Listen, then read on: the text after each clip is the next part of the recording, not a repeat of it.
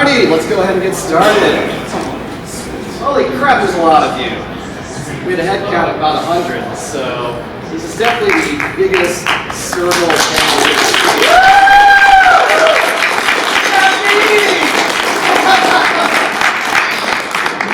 A bunch of yips and a bunch of yaps. Well, welcome to the Sergal panel, officially called Sergals, the world of Vilous, because it's not just Sergals in this world, there's other stuff, so we're going to talk about that. After this, we're going to have a little question and answer, and then we're just going to kind of mingle around and have a get-together. So, I'm Annex. I also go by Bandrick, that's my online handle, it's my name you'll find me everywhere as. So who am I? I'm a member of the Vilous team, so we help out with the creators over here, which I'll get back to in a second. I do the Japanese to English proofreading for the manga that we have online, and so I'm also the editor of that manga. I'm also a community leader, so I help moderate the Telegram chats and other places, and just kind of talk to people, help them out, answer questions, yada yada, do this kind of stuff. So, hello everyone, nice to meet you all, a lot of familiar faces, and those that have come to my panel before, thank you very much for coming here and supporting me and the Vilous team. You guys are awesome. Let's do a clap. Let's do a clap. Let's do a clap. Okay. So let's talk about Sergals and where did they come from. But first, who here is kind of new to all this, don't really know what a Sergal is, and you're just kind of here to check it out? I want to see all the new people, because you are my favorites. Good, you guys are awesome. Thank you so much for coming out here. Yes. So let's start with a little bit of trivia. I've got a keychain here. It's a little prize. Who can tell me who that silhouette on the left is? Who's that Pokemon? Something I saw that hand back there first. Who is it? Who is that? Vox. Ah? Vox. Vox. Yeah. You Oh said no, that was, Vox. I thought you were asking my name. Well, that's Galaxy on the left. Yes, but who? It's a certain character. It's the creator of Sergals. Mick. No. Close. God. I like you, so I'm gonna give you one. Okay, who was next? I saw a hand over here-ish. Okay, who knows the name of that character? Oh. Huh? Who said Momo? That's right. So you get one of these things. And the other character. Who knows who that is? Anyone? Okay, let's keep moving. So these are the creators of the Vilous world. On the left right here is Mick. She is the species creator. Her character is Moa, the Television Stalker, also known as a cat. On the right is Kiki. They are the story builder of this world, the lore maker, and they're both right over here. So everyone, welcome them. They're here from Japan.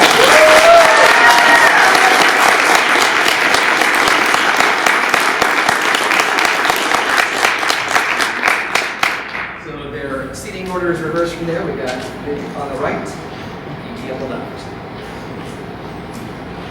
So how did Sergals get popular here in the West? So I'm going to talk about that ever so briefly. So originally Sergals were created by Mick in Japan around 2003-ish. And around 2006, Sergals started to become popular in the West thanks to 4chan, of all things, especially the D&D tabletop gaming group really kicked off over there, so people really liked that. And Second Life, of course, as you all know and possibly love. So avatars started coming out on Second Life. People saw them, thought that was cool, and they kind of spread virally, and now you know them all over the place over here.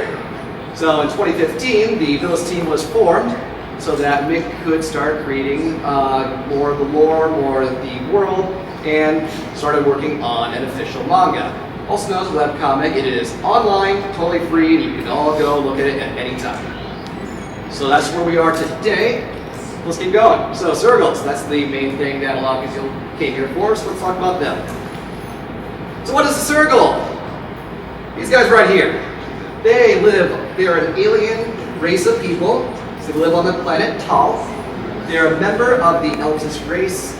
So they're mammal-like, but they aren't actually exactly mammals. They don't have the breastises thing. But they're close enough to mammal, so you call them mammal-like.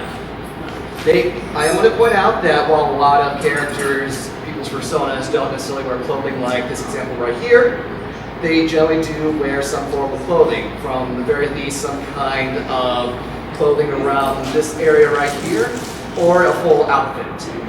And they do consider themselves human, which is a big theme and philosophy behind the Vilous world. So they do refer to themselves as human. And the more human they are, the more civilized they are, and vice versa. So Sergals were inspired by a lot of different critters. Yeah, that's actually true. They were inspired, specifically the backward-facing ears were inspired by fighter jets. But a lot of other things are there as well, specifically the shark-shaped snoot. We got avians, wolves, and other canines. Kangaroos kind of helped out with the legs. The overall physique is very much like a velociraptor. Rabbits are also part of the kind of the head shape, as well as lizards and other reptiles. So it's not just, they aren't exactly a furry species because there's no one animal that they're based off of. They are a creative, imaginative, original design. But a little bit more about their physique and anatomy, there we go. Skeletal structure, the whole body, different views, the whole shazam. And one thing I'll point out is on their chest, there is a pointy sternum here known as a keel. Those are found on birds, that's where on birds a lot of muscles attached to it. So in Sergals, they have a pointy thing right here known as a keel. So if you ever see a fursuit with a pointy thing on their chest, that means they saw that and they're like, that's cool, I want that. So yeah, keels. Right. Yeah, they do. There's a GIF I point out online sometimes of two people bumping into each other and an airbag goes off. I call them keel protector units. So, there are four main sub-races of Sergals. So there are the northern, the western, eastern, and the southern. So I'll talk all about that. So depending on where they're from and the genetics, they can have a whole bunch of different colors to their fur and their markings. So we got pure northern, whoa, there's a trick thing there. Pure northern right there is kind of brown. Civilized northerns have a bit more color right here. Westerns are pretty ones, so look at all those different colors. Easterns are generally dark, but sometimes rarely they have these bright yellows. Pure southerns are mostly these sandy colors right here. And so civilized southerns are very much the same. So they're very pretty and brown and yellow and lovely. So let's talk about their typical nature. Sergals, whether you've heard stereotypes or not, typically are actually very friendly and casual people. They're very hardworking, somewhat simple-minded. They just want to do a really good job and have a good time. So they're a bit naive, but optimistic. So they generally don't hold grudges if they get into a fight with somebody. They might be angry for a little bit. At the end of the day, we're all Sergals, let's go hang out and have a good time. So probably one of the best people to party with, to tell you the truth. So these are the people you want to hang out with.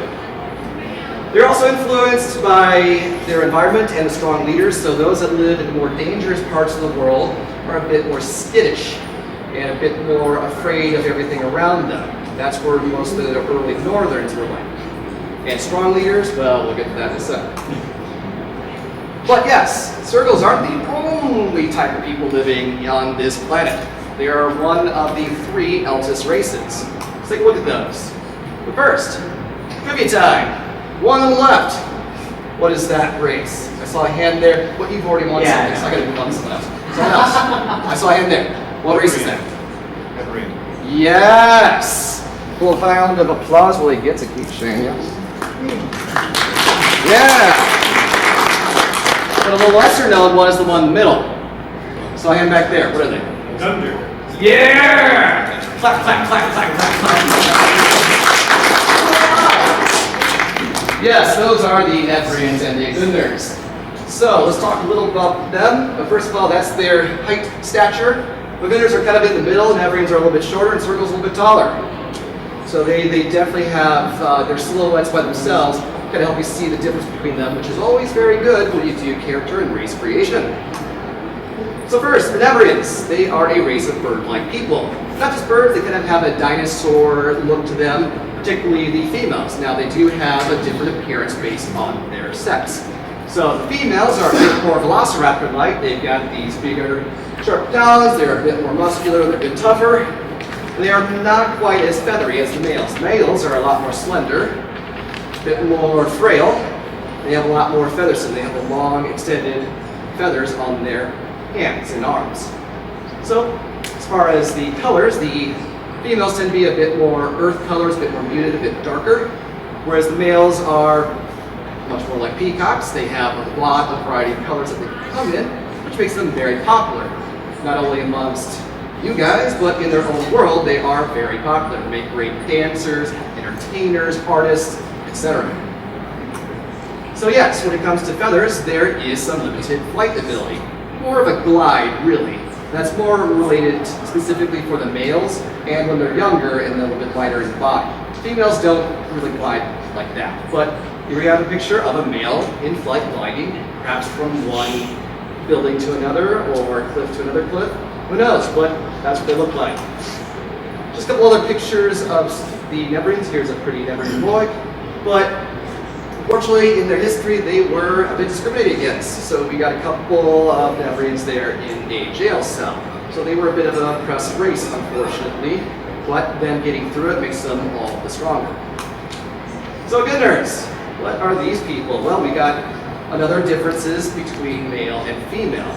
Whereas in Sergals, I didn't mention this, but Sergals, male to female, have almost no visible distinction between male and female. Only the reproductive organs are different. Other than that, their voice, their physical appearance, their physique, and their roles in society are basically completely equal.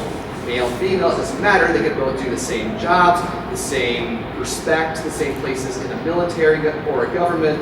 They are pretty much equal, which is pretty cool.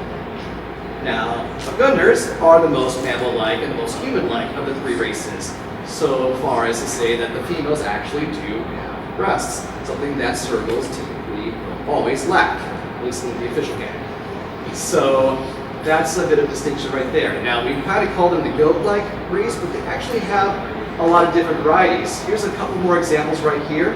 And actually, this piece is cool because this is a watercolor painting that is for sale probably as we speak. Mick, is that piece still there? The Gundar? This, okay, well, it might still be there. So if you want, and you like that, it's for sale right now. So the one in the middle is another example of a bit more stockier and stronger Gundar. That's because the Gundars are the strongest of the three. They can do the most heavy lifting.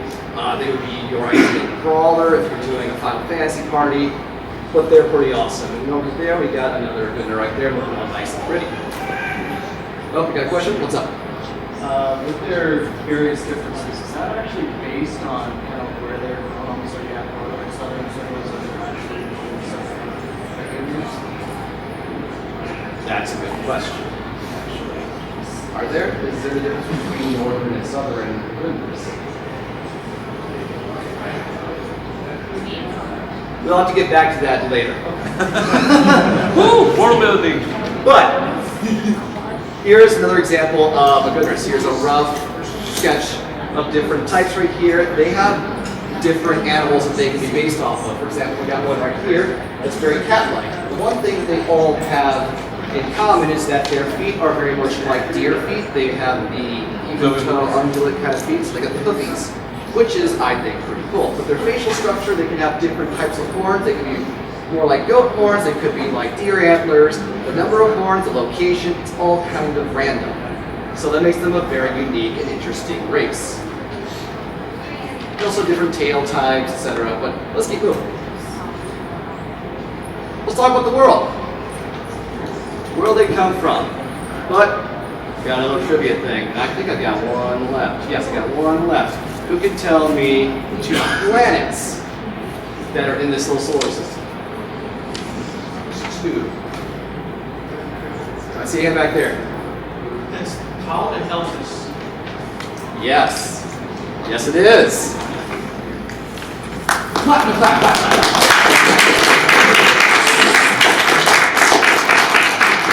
So yes, so most of what's going on here is planet Tal. The planet Eltis was very Earth-like, but it's now inaccessible. Something happened, and it's not so happy and pretty anymore. Now it's probably more like Mars or something. So everyone lives on planet Tal. How do they get there? We don't know. It's a mystery, and perhaps one day we'll find out once the world building gets there. But, so we got the solar system right here. We got Tal right there, we got Eltis, and the sun in the middle is known as Vilous. Sound familiar? That's what this all is named after. So Tal itself, its planet looks like this. That yellow zone in the area, well, it's really close to that big star known as Vilous. So that's a very dangerous high radiation there, and nothing can live there as far as the Eltis are concerned. They can't cross that area, it is way too hot, way too intense. So they basically live in that tiny little area up there. That's it, that's where they live. So let's zoom in on that, we have this area right here. So most of the society lives around there in the Gold Ring area. That's the name of the big city. It's kind of like their New York City. And it's on a large salt lake called Vilous, or Vilous, depending on how you want to pronounce it. But everything else is around that area, and in the middle is a giant desert that they have to cross to get from one area to the other, which makes transporting between locations pretty dangerous and arduous. Let's start at the top. This is where most, if not all, the Sergals came from. This is the northern area. So the main capital city in the area, or the whole area, is known as the Shigu area, and in modern times it's known as the Shigu Dukedom. But that's where most of the story takes place. To the east there is the Riono area. So it has kind of a variety of areas between swamps and mountains. So a lot of people will live there as well, including the Lagunders and the Sergals will live in that area. That's where the eastern Sergals are from. To the south, kind of cover this a bit, that is where the Gold Ring area is, and that's where the southern Sergals are. Now, Gold Ring is interesting because it is a really big city built on a lake, so they have access to water, and it is a city formed by an alliance between the Sergals and the Lagunders. They got together, and through both of their strengths, the Lagunders are a lot better of an engineer, an architect, and a scientist, versus the Sergals, which are a lot more suited to being a soldier or a farmer or other kind of heavy lifting or labor. So together, they put their strengths together, and they were able to build a very prosperous society. So to the west is the area known as Nevria, which is named after the Nevrians. This is where the Nevrians typically live. So a lot of them are these cliffside dwellings that for people would be more accessible to getting to. Now in that little cross area where the Shigu area in the north and Nevria meet, the Sergals and the Nevrians got together and started living together. But due to some history, the area was kind of wiped out by an invading army, so the Nevrians retreated back to their area and kind of locked themselves out of society, so there's no longer really much of a Sergal-Nevrian connection. Now there are Talixian biomes. Talixian is the general name to any native area. Think of it as Mars having Martian areas. So if we ever colonize Mars, we would call them natural Martian places. So on Tal, there are forests, plains, the Salzane Desert, and a lot more. Most of them are very hazardous due to the creatures that live there. So let's talk about those creatures. There are a lot of them, more than I can actually talk about. So look at all these little critters right here.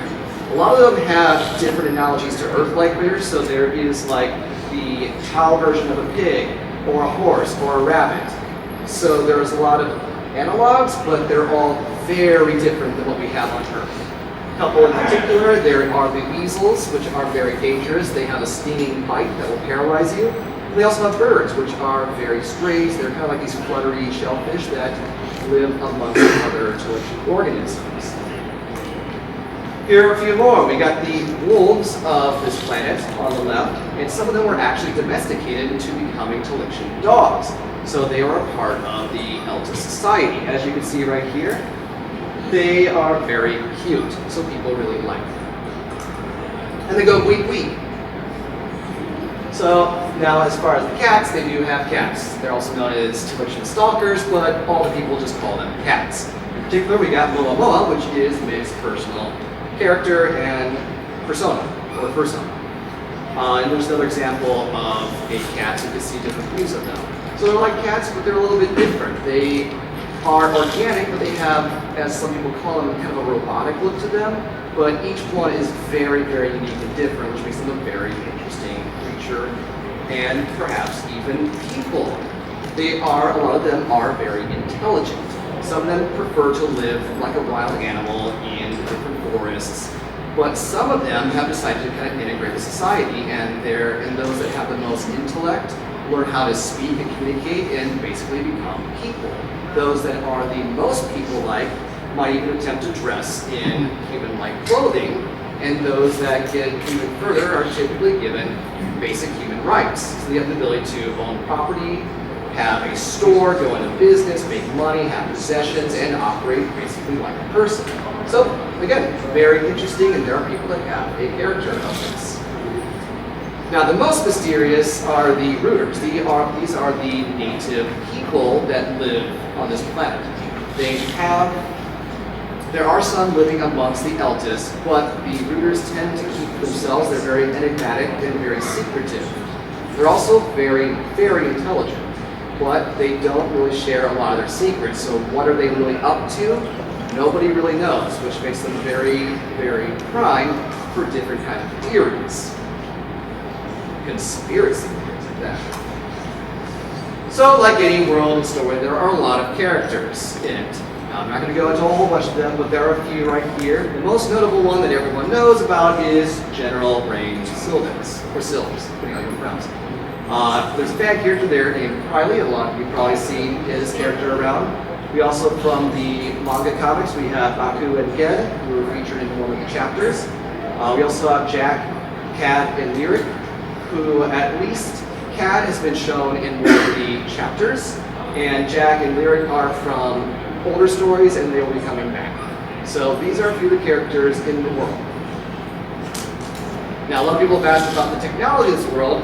Technology is it's not quite steampunk, some people call it diesel punk. It's a strange amalgamation of technology from like the 30s, the 50s, and today's times. So we got things like wireless fax machines. We also have ranged weapons that range from bows and crossbows to basic firearms.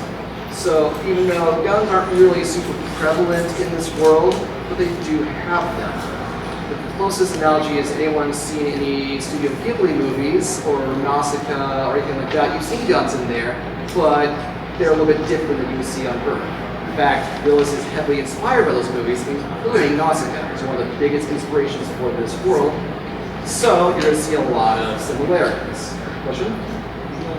The lack of metal or it not being as abundant. That is one of the things, yes. Their mining ability is not quite as prevalent as on Earth. They do use a lot of wood, and they also use a lot of ceramics, including in their armor is more ceramic, or a lot of times they use pieces of parts from the wildlife that they find, because the wildlife have a lot of interesting properties that make them a lot more durable and stronger than a lot of other things. So kind of like Monster Hunter. Yes.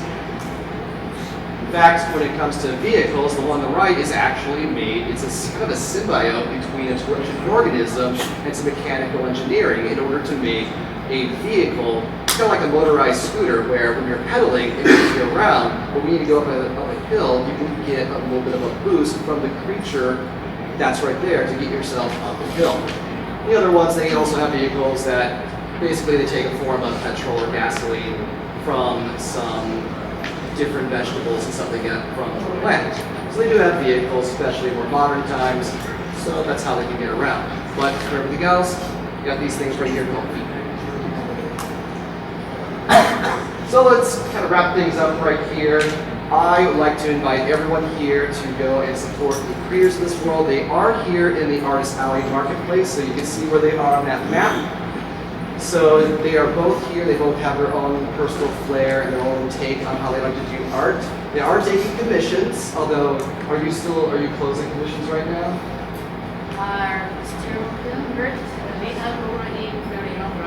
So they got a very long line, but they are still open, so you might be able to snag a commission still here, although it might be a take-home one. But they are here for commissions. Mick does have some original hand-painted art that is still here for sale, so you can take home a piece of her work. And Kiki also has a lot of work that you can choose from, including a lot of different little keychains and charms. So if you want to support them, definitely go there, and at the very least, go say hi.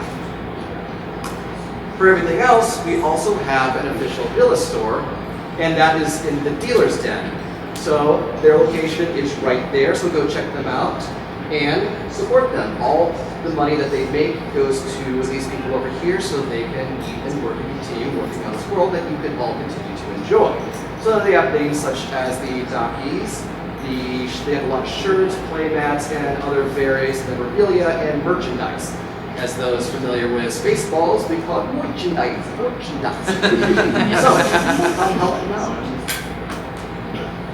So how can you learn more? You can go to our website, which is vilous.net. It's also written on the little handouts that some of you have gotten.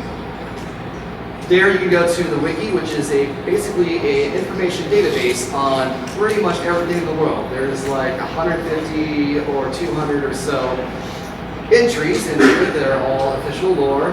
And so you can learn a lot more about the different races, the creatures, the planet, the environments, the cities, yada yada yada. So there's a lot there to read and absorb if you want to learn more. There's also the official manga, which currently has 4 chapters. So you can read those and get kind of more of a taste of a slice of life of what it's like to live on this very inhospitable planet. There's also the official Vilous Telegram room. On those pieces of paper, there's a QR code. You scan it with your phone. That is an invite link to join the lore room. Everyone's welcome, whether you've got a Vilous character or a Sergal or not.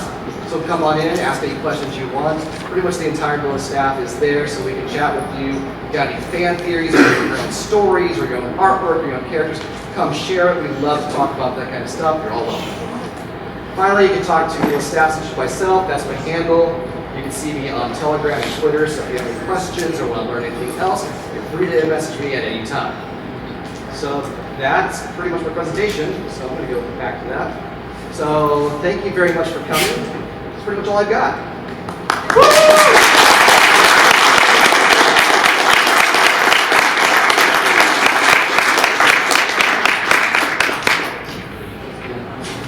Oh, we do have an answer about the Agunar question about North and South. So all of their origins come from the Magoi and the South Swamp area. So I'm going to awkwardly roll back to that map. Yeah. There. Oh. So right here, that's where the Gunners are from. So Sergals up there, the Gunners started out down here. So if you're playing Settlers of Catan, that's where your starting points would be.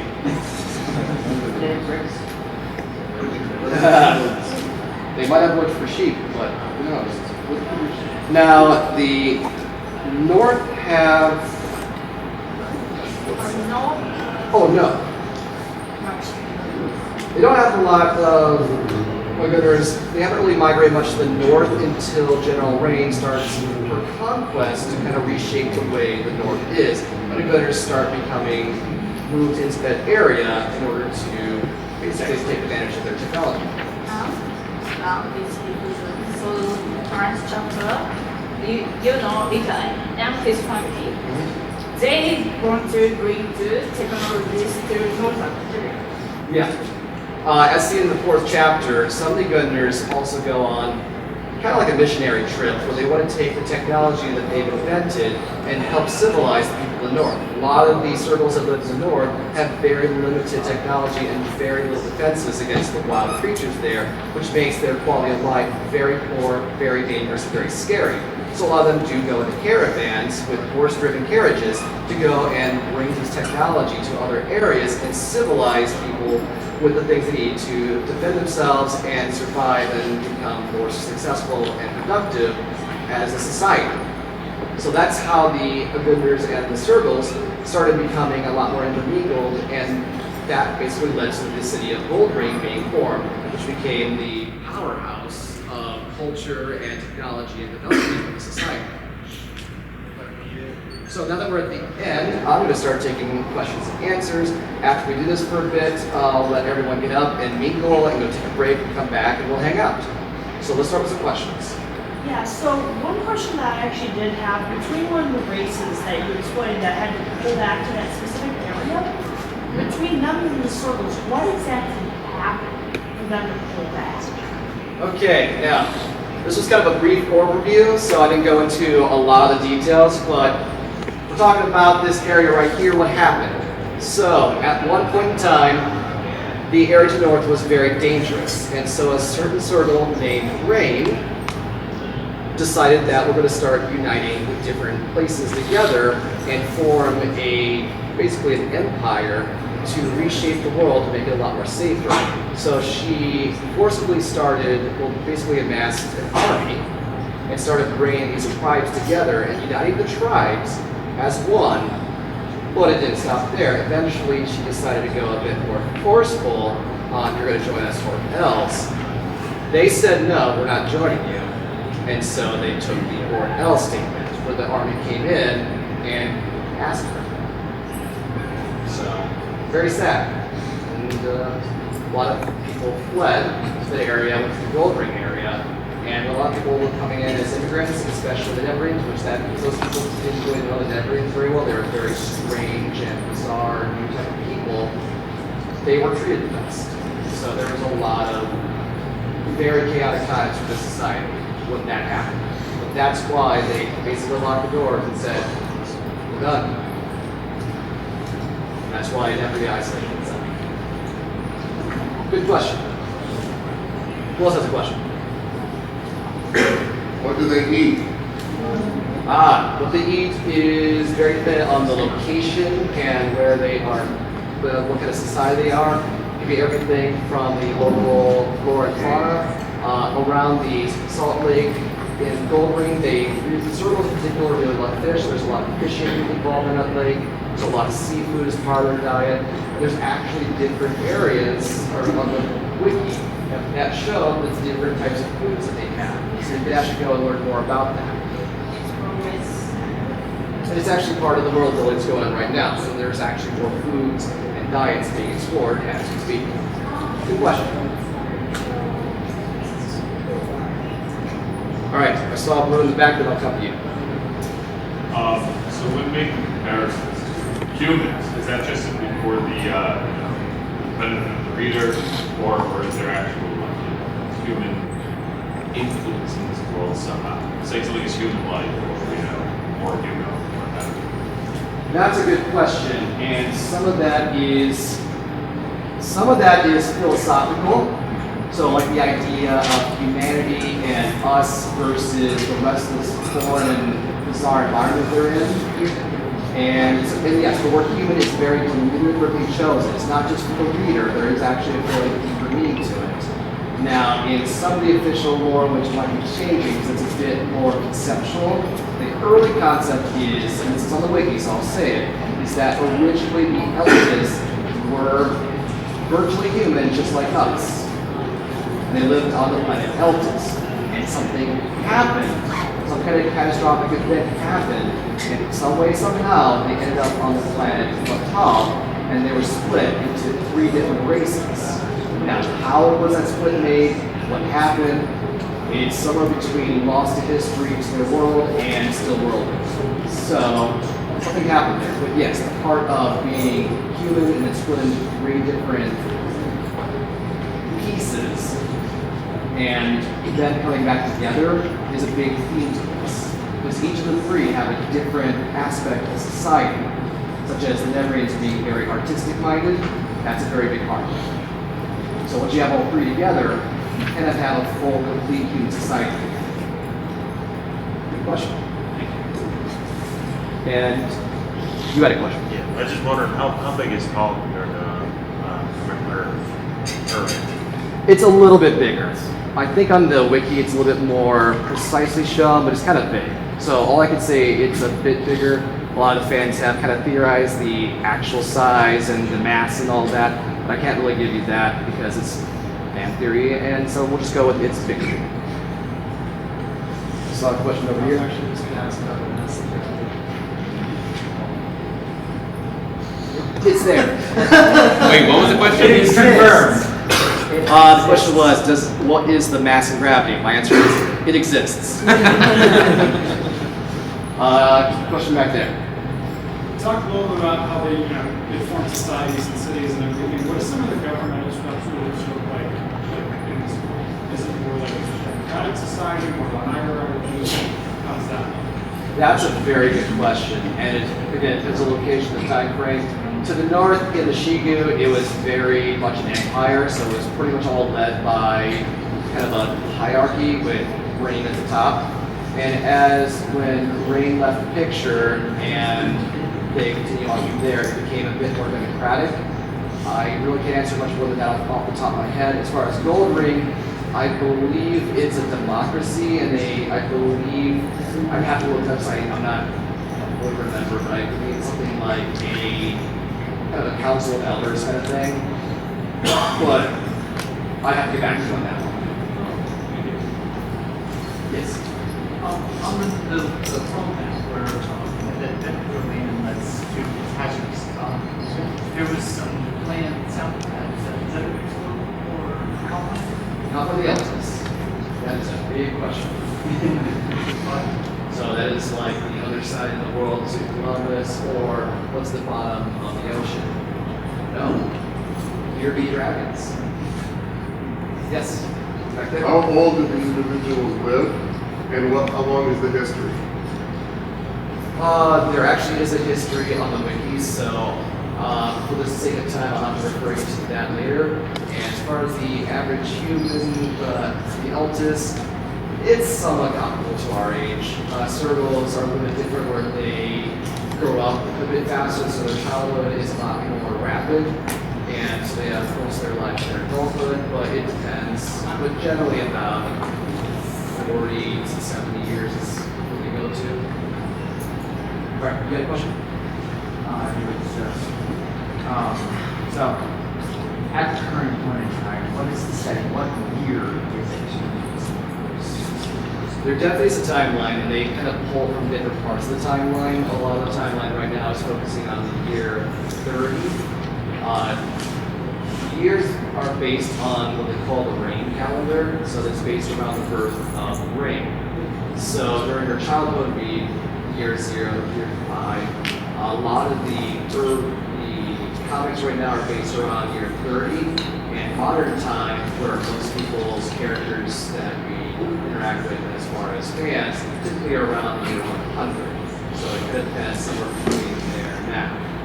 So a lot of the civil and social conflicts happened around the year 60 and 70, when a lot of people trying to integrate together in Gold Ring.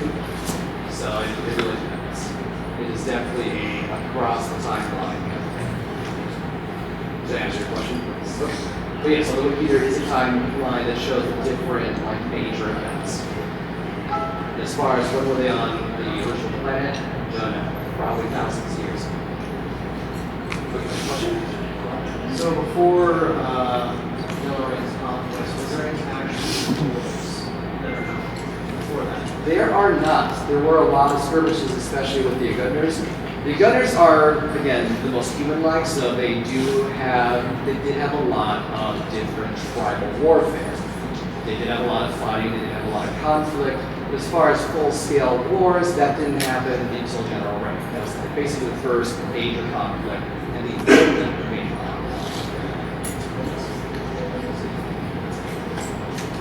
That is at least known and reported in. Yes, exactly. And I should probably also mention that I'm going off of memory, so I'm doing my best. So if you see something on the wiki that contradicts me, go with the wiki. Because things are changing as well, and sometimes things are updated, and I don't know something on that. So, doing my best, so sorry if I'm missing. Alright, question? Yeah, so as far as what I've seen, there's like pretty unprecedented amount of technological process made over the course of this 100-year period. Yes. Right? Would you also attribute that to like post-war peacetime technological process, technologies discovered and made during the war, or interaction with Elixians? What would you say causes like this huge jump over the course of this relatively short period of time? That's a very good question, and I unfortunately don't have the best answer for that, so I will postulate some answers. Okay. I do know that during the war, yes, a lot of technologies were brought about because Ring did bring in a lot of Gunners to help the war effort. A lot of them against their will, so you can call them technology or scientist slaves. And you do sometimes see that during actual warfare. So yes, a lot of the technology did happen during that. And once Rain switched over and was no longer the leader and another group took over, there were a lot of science laboratories up in the Shigu area and down in the south.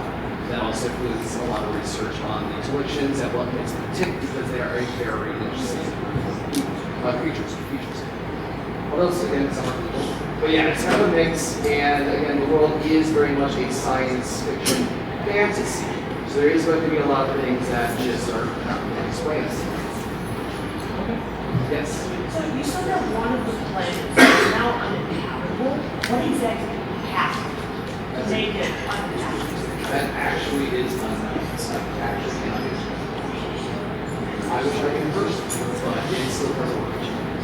This is very much a work in progress world. So it's amazing that it is possible. It is. Yes. Okay, back up here. Are Sergals and Protogens related at all? No, they are not. However, the comparisons are usually very amusing. Okay.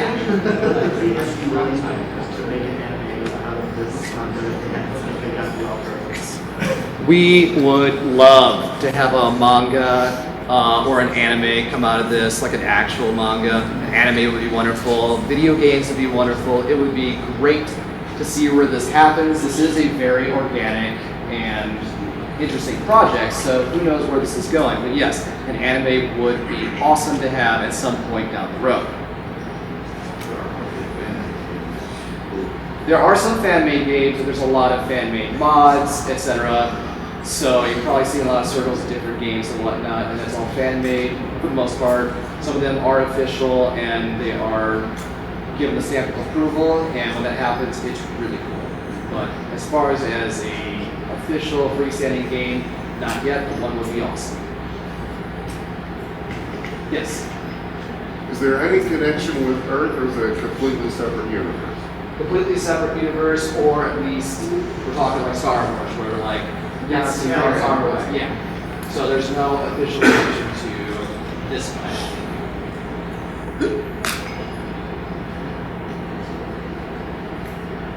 Okay, so to back here, I'll go with you first.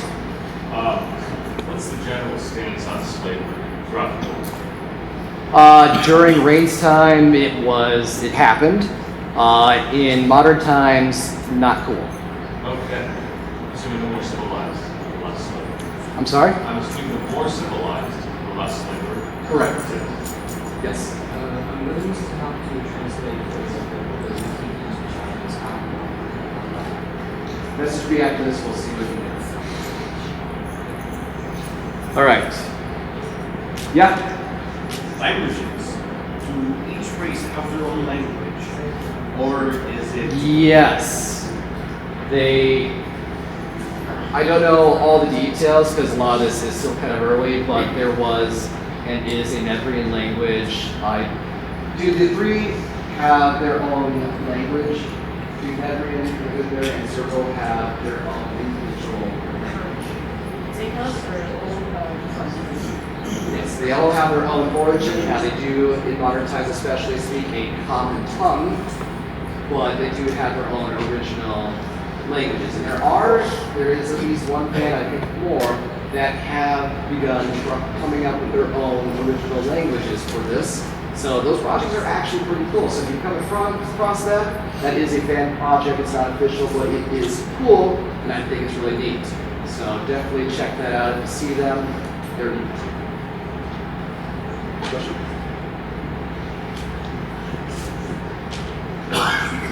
All right. Obviously, I couldn't cover everything. There are some things I skipped over. So for everything else, check the wiki. But I try to keep this as simple and fun and condensed as possible. But I do want to thank you all for coming here. So let's kind of stretch a bit. If anyone needs to take a break, you can go take a break. And then come back here for the meet and greet. We're going to be in here until, I believe, 5. So this is our room. So let's take care of ourselves.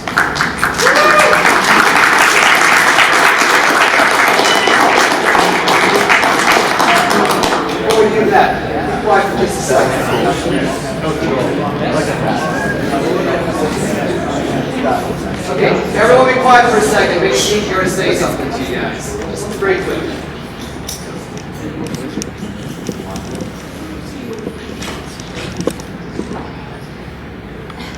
Hello everyone, here is Kiki and Mick. Hello, and thank you. I didn't expect this kind of when I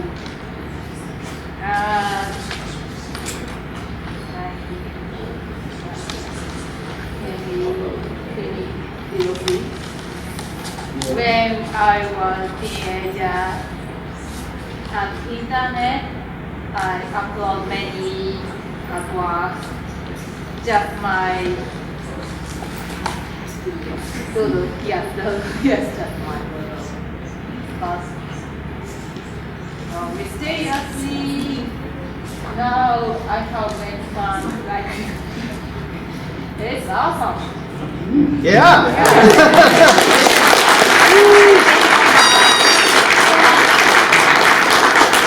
You all are very welcome. Stress and your team. Thank you so much.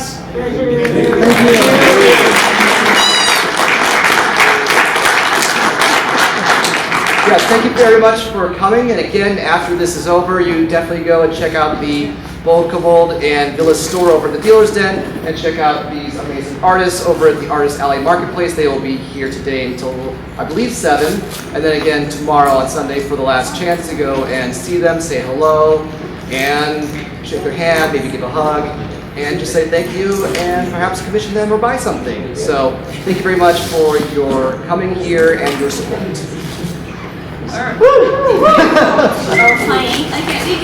Oh yes, they are happy to sign things for you, so if you have any merchandise or artwork or anything, they will sign it for you if you would like. My hand fell asleep. And I just started So to let's run bingo! out of gas. Let's chit chat, let's hang out.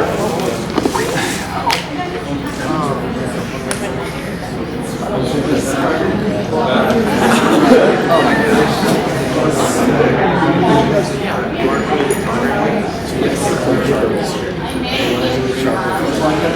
Charcoal snuck in when the speech was going.